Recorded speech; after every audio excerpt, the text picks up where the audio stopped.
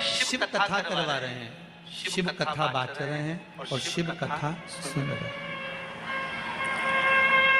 आप और हम तो केवल एक निमित्त हैं, निमित्त से ज्यादा और कुछ।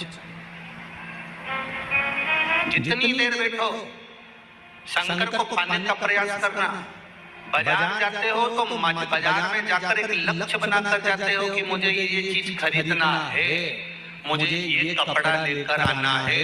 घर से चली थी तो विचार कर कर चली थी कि मुझे आधा किलो चने की दाल लाना है, आधा किलो चावल लाना है, आधा किलो दाल लाना है, मुझे ये सामान लेकर आना है।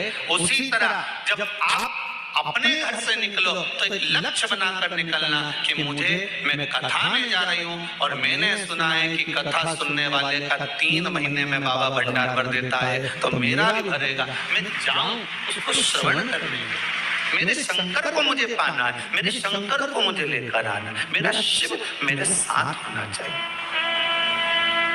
मेरा गोवर्धनी मेरे साथ होना चाहिए। शंभो शरणे पड़ी मांगो दुख दया करी निदर्शन तेरी। शिव बुलाया आपको, किसी बुलाया किसी ने नहीं, शंकर सुनाने वाला है। वो तो मेंदोला जी सीहोर पहुंचे और बाबा ने कृपा कर कर कथा दी है। शंकर ही लेने गए थे शंकर की कथा को, इसलिए हो रही है, बाबा करा रहा है। और आपका प्रेम शिव के प्रति, समर्पण शंकर के प्रति। अकेली पड़ गई मां अहिल्या, विद्वान ब्राह्मणों को बुलवाया माता अहिल्या ने, और विद्वान ब्राह्मणों को बुलाकर माता अहिल्या ने एक प्रश्न किया है विद्वान ब्राह्मणों के सामने कि ब्राह्मण देवता, मैं आपके चरणों को नमन करती हूँ, आज मेरे ससुर का 12वां दिन है।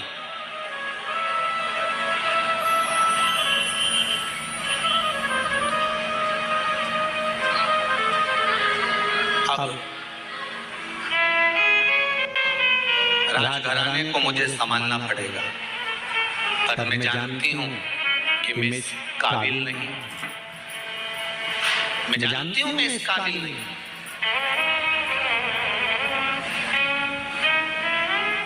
गुरुजन के सामने शून्य बनकर जाना कि मुझे कुछ नहीं आता है। घर के बड़ों के सामने जाना तो शून्य बनकर जाना कि मुझे कुछ नहीं आता है। जो ज्यादा समझदार बनकर जाता है ना, सबसे ज्यादा काम उसी को संभालना पड़ता है। घर में 2 तरह की बहू होती है, एक समझदार, एक पगली। आप उसमें से कौन सी हो हमको नहीं मालूम, पर कल कथा में हमने कहा था कि जितने भी बेटे हैं सब पागल ही हैं, तो पगली बहू हो गया। 2 तरह की बहू होती है घर में, एक समझदार, एक पगली। जो समझदार बहू होती है ना, घर में शादी आती है तो सारा काम वो संभालती है। मम्मी जी ने रोटी खाई कि नहीं, मामा जी आया कि नहीं आया, काका जी ने भोजन करा कि नहीं करा, अभी तक फूफा जी तो आए नहीं। बेचारी काम में लगी रही और उधर बैंड बाजा बजता रहा, लोग माता पूजने चले गए और ये घर में ताला कुर्सी लगाती रह गई। बेचारी काम करते करते चाबी लेके दौड़ी, फिर याद आया कि पूजन में माता जी की चुनरी तो घर में रह गई, फिर भागी, फिर चुनरी लेके आई। ये समझदार थी ना, इसलिए बार-बार इसको जाना पड़ा। समझदार थी ना, इसलिए बार-बार काम करना पड़ रहा। और एक घर में बहू ऐसी होती है जिसमें अकल नहीं होती। लोग कहते हैं हमारी छोटी बहू में तो बिल्कुल अकल नहीं, ये तो पगली है। जो पगली है वो माता पूजन में सज धज के खजूर वाली चोटी बना के नाचे कूदे एंजॉय करे। सबसे ज्यादा एंजॉय वो करती है जो पगली होती है।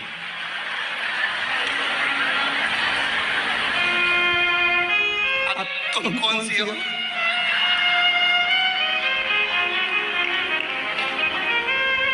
जो ज्यादा समझदार होता है उसको सारा काम करना पड़ता है। और जो पगली होती है, सबसे पहले जो समझदार बहू बेचारी काम में लगी रहे, मेहंदी लगाने तक की फुर्सत नहीं, और जो पगली वो सबसे पहले। अच्छा, वो मेहंदी वाली भी कही तक लगा दो जीजी,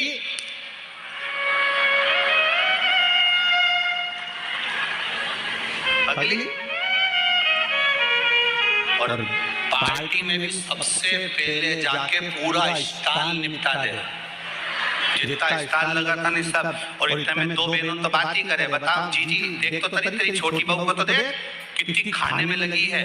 इतने में सास बोले मेरी बड़ी बहू बहुत समझदार बेचारी, दिन भर काम कर रही है तो सही में पगली है, सब दूर खा रही है, एक से नहीं पूछा कि तुम खाओगे। अब किससे पूछो, किससे पूछे?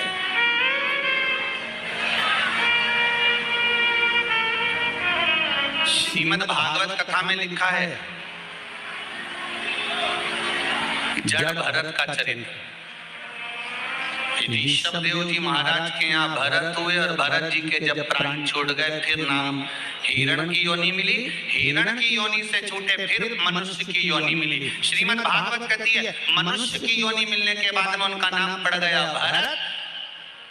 एक बार बड़े भाई ने कहा जा खेत पे से चिड़िया उड़ाना, चिड़िया उड़ाने गया, मन में आ गया राम जी का खेत, राम जी की चिड़िया कौन उड़ाए? तो बड़े भाई ने लात मारकर भगा दिया, ये तो पगला है, ये तो पागल है, मूर्ख है, और उसी का नाम कह दिया ये जड़ भरत। नाम पड़ गया जड़ भरत। जड़ मतलब पागल, पागल मतलब प्रमोशन, समझदारी मतलब डिमोशन। ये समझदार है, ये पगला है। घर के लोगों ने कह दिया ये पागल।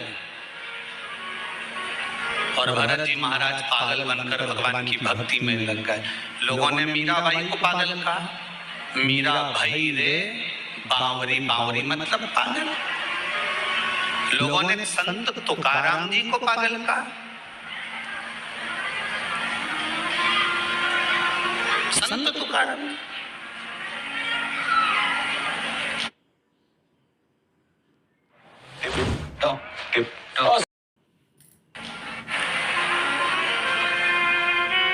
संत नामदेव जी को लोगों ने पागल कहा, रामकृष्ण परमहंस जी को लोगों ने पागल कहा। रामकृष्ण परमहंस जी तो प्रवचन देने बैठते थे और प्रवचन देते देते रामकृष्ण परमहंस जी प्रवचन देते देते देते देते देते याद आ जाती थी कि भजिया खाने जाना है, तो हजारों पब्लिक को छोड़कर घर में चले जाते और भजिया खा के आ जाते। स्वामी विवेकानंद जी ने पांव पड़कर कहा गुरुदेव इतने लोग तुम्हें सुनने के लिए बैठे हैं, भजिया तो तुम बाद में भी खा सकते थे, ऐसी क्या जरूरत थी कि कथा छोड़कर तुम भजिया खाने गए? तो रामकृष्ण परमहंस जी ने कहा स्वामी विवेकानंद जिस दिन मैं भजिया नहीं खाऊं उस दिन समझ लेना कि मैं निपट गया। तो रामकृष्ण परमहंस जी से स्वामी विवेकानंद ने कहा आपकी भजिए में इतनी आसक्ति है, भजिया इतना पसंद है आपको?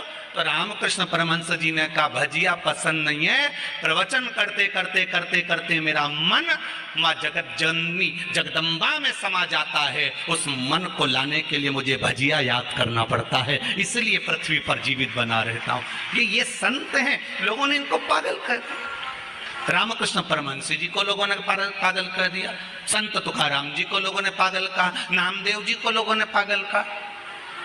नामदेव जी के घर में लग गई आग, नामदेव जी ने दूसरा भी दरवाजा खोल दिया, अग्नि देवता से कहा इसमें भी घुस जाओ, जा आग लगा दो, कुर्सी रखी इसमें भी जला दो। गांव के लोग तो पानी डाल रहे और नामदेव जी आग लगा रहे। गांव के लोगों ने कहा नामदेव जी हमने तुम्हारे लिए गादी, 2 कम्बल, 1 तकिया बचा लिया, ठंड का समय है, रात को सोओगे कैसे? नामदेव जी ने कहा कहाँ है? तो क्या ये रिया? गांव के लोगों से लेकर नामदेव जी ने कहा लो अग्नि देवता तुम ही सो लो, और अग्नि देवता को दे दिया वो कम्बल गद्दा भी। गांव के लोगों ने कहा तो पगला है, बताओ इसके लिए बचा के रखा था, इसने और आग लगा दिया। गांव के सरपंच ने कहा आज रात्रि को नामदेव को कोई कम्बल मत देना, कोई गादी मत देना, इसको ठंड में कांपने दो, पड़े रहने दो इसको। नामदेव जी महाराज रात को आम के पेड़ के नीचे ठंड में कुकड़ के पड़े हुए थे। इतने में भगवान को लगा कि मेरे नामदेव ने अग्नि में भी मेरा दर्शन करा है, मेरे नामदेव ने अग्नि में भी मुझे देखा है। तो तुरंत मेरे नारायण रात्रि को आए, नामदेव को गादी तकिया लगाकर मखमल के गादी पर तकिए पे सुलाकर चले गए और पूरे सुंदर झोपड़े का निर्माण कर दिया, सुंदर निर्माण कर दिया, बहुत सुंदर भवन का निर्माण करा। रात्रि के बाद में सुबह सुबह गांव के लोगों ने विचार करा जरा कि नामदेव की हालत क्या है, जिंदा है कि मर गया। जाके देखा तो नामदेव तो मखौल के गादी तकिया पे सो रहा है। सुंदर झोपड़ी बनी, इतनी सुंदर कि किसी ने देखी नहीं थी, इतनी सुंदर बनी। सारे गांव के लोगों ने कहा, नामदेव जी तुम्हारी ये झोपड़ी किसने बनाई? नामदेव जी बोले, पता नहीं, परंतु हमारा कोई रिश्तेदार आया होगा। सारे गांव के लोग बोले, नामदेव जी हाथ जोड़ के निवेदन है, एक आध मकान ऐसा हमारा भी बनवा दो। नामदेव जी ने कहा, लगाओ आग, अपना अपना घर में आग तो लगा, अभी बन के तैयार। तुम आग लगाओगे, मकान तैयार हो जाएगा। लगाओ तुम आग। पागल का, संतों को पागल का, भगवंतों को पागल का, भक्तों को पागल का। यहां तक शास्त्र कहता है जितने कथा बाचने वाले ये भी पगले हैं, और जो कथा करवाने वाले वो भी पागल, और जो सुनने वाले वो भी पागल। सब पागलों की गिनती में हो। समझदार तो वो हैं जो कथा में नहीं आए, 8 बजे से दुकान पे जाए, 11 बजे तक कवा कवा कवा कवा धर धर धर रखते जा, जोड़ जोड़ जोड़ जोड़, आखिरी में सब यहीं छोड़। इतना बड़ा फोटो टेबल पे और प्लास्टिक के फूल की माला, और वो भी पंखे में हवा में डोले, इससे ज्यादा कुछ। और पूरा जीवन बस कमाने में गवा दिया, पर राम नाम, कृष्ण नाम, शिव नाम कभी नहीं गाया। वो समझदार। और हमें भगवान भोलेनाथ जी से कह देना, हमको समझदार मत बनाना, हमें समझदार मत बना, हमें तो आपकी भक्ति पर मोक्ष नहीं। मोक्ष शिव महापुराण में ही ढूंढ सकते हो, मोक्ष शंकर की कथा में ही ढूंढ सकते हो।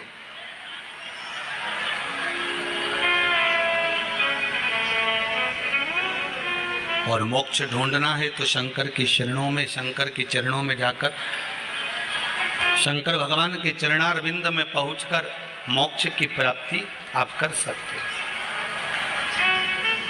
शिव के चरणों में। इसलिए भगवान देव अधिदेव महादेव की प्रार्थना, देव अधिदेव महादेव से निवेदन, देव अधिदेव महादेव से विनती, ये सुख देने वाली।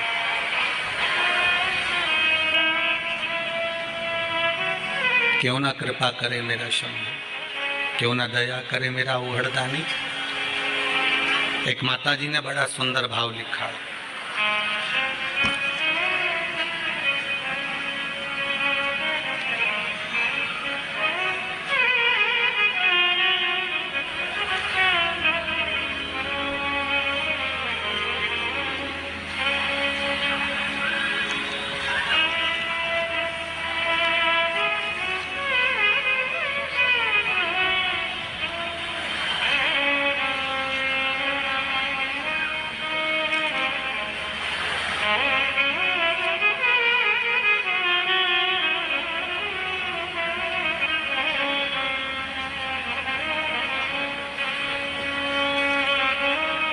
दुनिया के लोग जरा सी बात से आपको छोड़ देते हैं।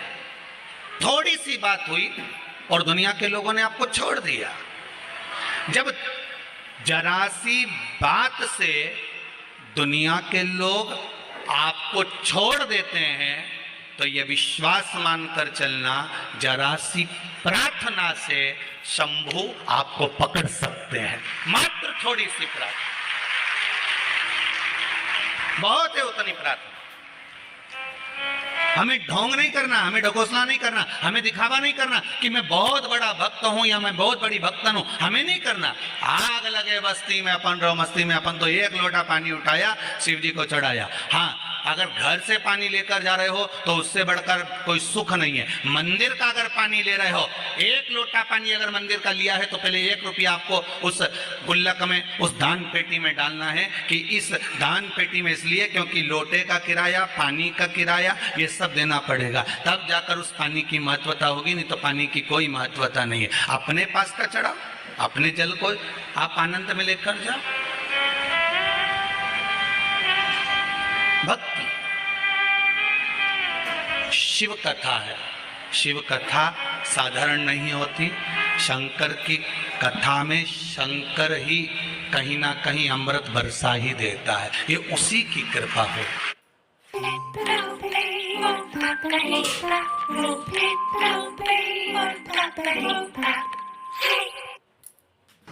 उसकी कृपा में ना कुछ नहीं। जहाँ शिव है वहाँ गंगा है, जहाँ गंगा है वहाँ शिव है। शिव उपासना भगवान की अविरत भक्ति। महाराज शिव महापुराण की कथा कर रही है। माँ अहिल्याबाई का चरित्र कह रहा है। इस मालवा की महारानी का चरित्र कह रहा है, और उससे हमें सीखना है कि हमें कभी हारना नहीं। जैसे बिंदु प्रेत योनि में पड़ गया था और चंचुला देवी हारी नहीं, माँ जगत जननी से प्रार्थना कर कर शिव जी की भक्ति में लग गई और शिव महापुराण की कथा करवा ली। शंकर की कथा वाचने वाले तुमरुका जी को बुला लिया।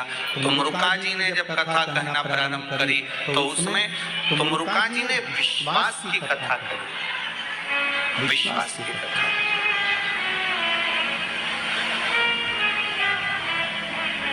भरोसे की कथा, विश्वास।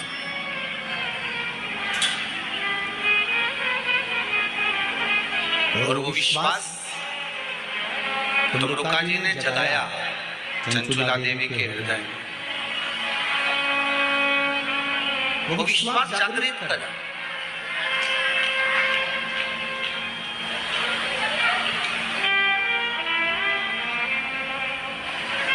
एक बात बहुत अच्छे से ध्यान करना, अभी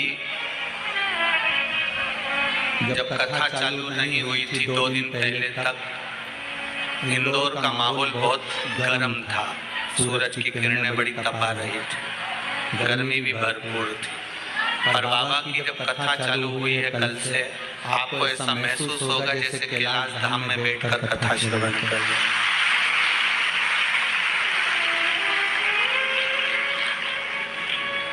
क्योंकि बाबा की कथा है कैलाश पर ही हो रही है, और कैलाशी, और यहाँ तो यहाँ वर्णन किया गया है संरक्षक के रूप में भी कैलाश विजयवर्गीय है, इसलिए कैलाश तो बनना ही था। तो बाबा की कृपा, अभी तो कुछ हुआ नहीं, अब थोड़ी देर बाद हो सकता है बाबा कृपा कर दे, 2-4 बूंद गंगा जी की भी टपका दे, तो कोई भरोसा।